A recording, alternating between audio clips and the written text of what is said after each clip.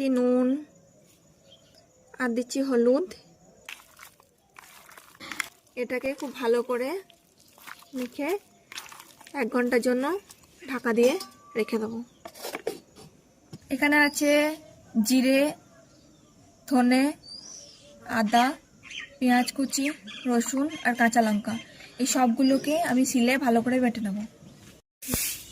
দিয়ে দিচ্ছি রসুন,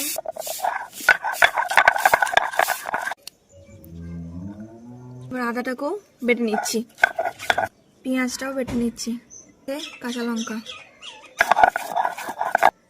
জিরেটাও বেটে নেব। এবার লাস্ট ধনেটাকেও ভালো করে বেটে নেব।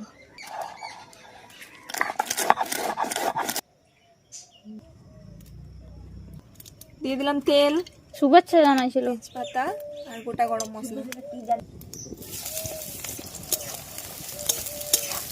পেঁয়াজটা দেখুন ঠিক এরকম ভাজা ভাজার সময় ম্যারিনেট করা মাংসটাকে এর মধ্যে দিয়ে দিতে হবে।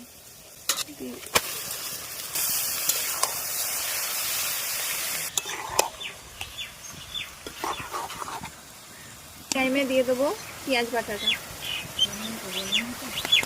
সব ভালো করে মিশিয়ে নেব। আলুগুলো দিয়ে দিচ্ছি,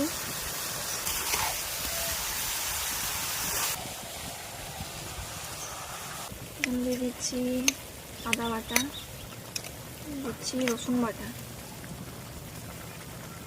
পরিমাণ মতো হলুদ, নুন, কাশ্মীরি লঙ্কার গুঁড়ো। খুব ভালো করে মিশিয়ে নিচ্ছি।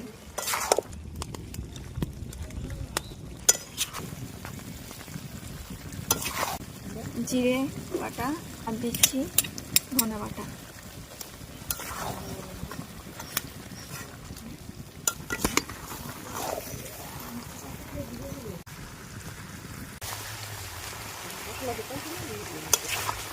এখন দিয়ে দিচ্ছি টমেটো। এটাকে আমি 15 মিনিট ঢাকা দিয়ে রেখে দিই। খুব ভালো করে কষা হয়ে গেছে। এবার পরিমাণ মতো জল দিয়ে দেবো।